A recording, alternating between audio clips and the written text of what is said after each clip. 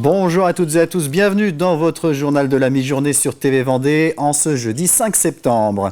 Et on débute avec un gros plan sur une start-up nantaise créée en 2019 par 4 Vendéens, Dr Jonquille et Mr Eye. C'est le nom de la plateforme numérique qui accompagne les jardiniers amateurs dans le respect de la biodiversité. L'entreprise compte aujourd'hui 11 salariés et devrait continuer de se développer puisqu'il y a quelques semaines, elle a réussi à lever 850 000 € de fonds auprès d'investisseurs locaux. Grégoire de Châtillon. Non, mais le vrai truc que tu me disais tout à l'heure. 4 copains d'enfance avec en commun ce rêve de rendre accessible le jardinage C'est la typo. avec leur application en ligne. Originaires de Saint-Hilaire-de-Riez, Gaël, Hugo, Daniel et Théo n'en sont pas à leur première idée. Je vous ai déjà montré, mais moi j'apprécie. On avait eu une idée en 5e. On voulait créer une entreprise ensemble en 5e déjà.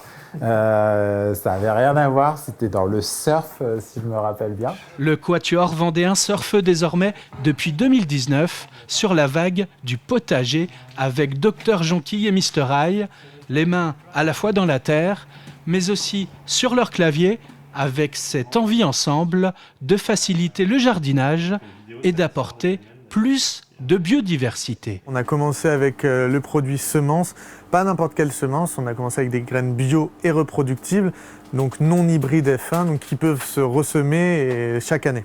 On a créé Dr Jonquille et Mr Eye avec pour but justement de démocratiser le jardinage, de montrer que finalement c'est très simple et que ça peut être créateur de biodiversité, c'est-à-dire d'utiliser les espaces de jardin privé comme des espaces dédiés à la biodiversité et aussi évidemment à un jardin productif. Une boutique en ligne, des conseils, des tutos, du semis à la récolte.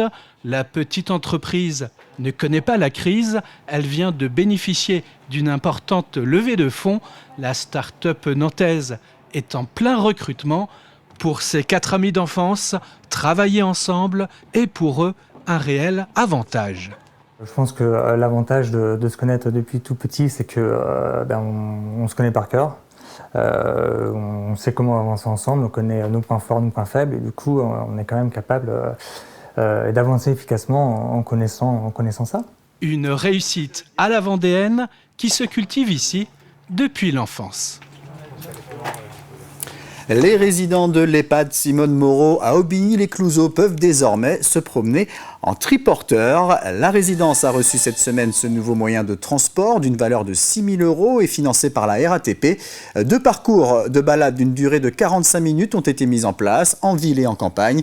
Ce dispositif qui permet aux résidents de se déplacer autrement a pu être mis en place grâce au travail de l'animatrice Véronique et à l'aide précieuse de ses 28 bénévoles. Nous sommes les premiers à expérimenter le triporteur. J'avais eu vent de la chose assez rapidement. Donc j'ai eu très vite contact avec Monsieur Léoté et qui a vu mon engouement avec derrière des bras. Et du coup, on a pu mettre ça en place. Merci les bénévoles, parce qu'évidemment, sans bénévoles, j'aurais pas fait grand-chose avec mes 2 petits bras, mes 2 petites jambes.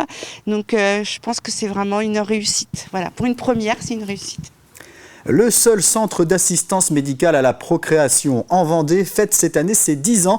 Procréalis, dont les locaux sont situés à La Roche-sur-Yon, a accompagné depuis sa création des centaines de familles désireuses de fonder une famille. Elles étaient invitées à se réunir dimanche dernier et plusieurs dizaines d'entre elles ont répondu à l'appel. Alix Lanos a assisté à ces belles retrouvailles. C'est avec beaucoup d'émotion que ces dizaines de familles se sont retrouvées.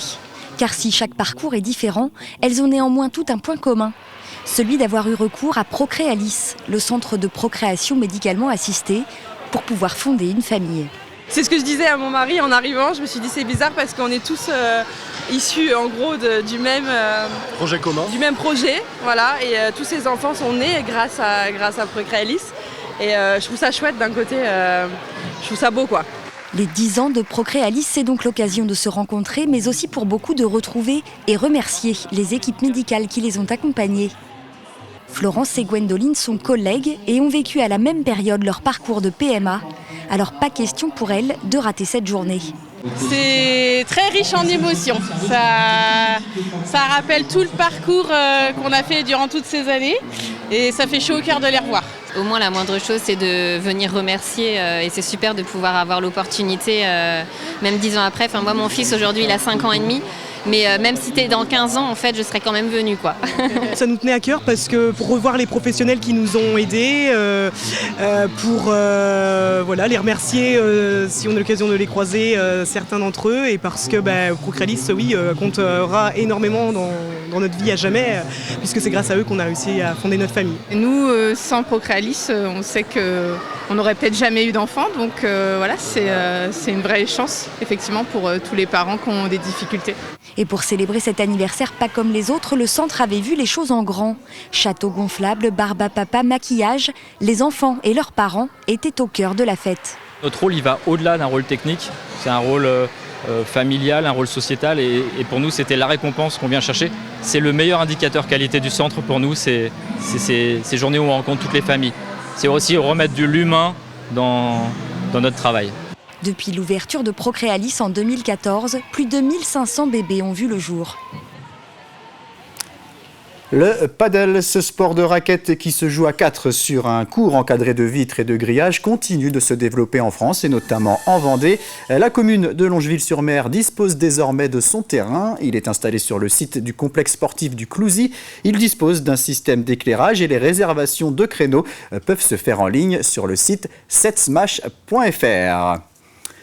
Sport, toujours avec du triathlon. Les titres de champion de France par équipe seront décernés à Saint-Jean-de-Mont les 14 et 15 septembre. La ville va en effet accueillir une nouvelle fois les finales de D1 et D2, mais aussi les championnats de France de paratriathlon. Pour rappel, le club de Saint-Jean-de-Mont avait été sacré champion de France de D1 en 2023. Près de 200 bénévoles seront mobilisés durant tout le week-end. C'est les mêmes parcours que depuis 4 ans, c'est la 4e année. En fait, le principe il est assez simple, c'est ce qu'on appelle un format S. Donc c'est un format de 750 mètres de natation avec une nage en mer, un format de 20 km de vélo avec 5 boucles de 4 km. Donc sur un parcours qui est relativement large, qui prend le front de mer, l'avenue des Demoiselles et l'avenue de la Forêt, donc il y a quelque chose de très simple et très visible. Et puis après un parcours à pied qui fait 5 km et qui est un aller-retour sur le front de mer. Donc très facilement visible, plutôt spectaculaire en termes d'image. Avant de se quitter, un rapide coup d'œil sur la météo de ce jeudi après-midi. Ce sera une alternance entre ciel gris et éclairci. Des averses à prévoir sur la moitié ouest du département. Comptez 17 à 18 degrés pour les températures. C'est la fin de cette édition. Je vous donne rendez-vous à 18h pour un nouveau point sur l'actualité vendéenne. Très bonne journée sur TV Vendée.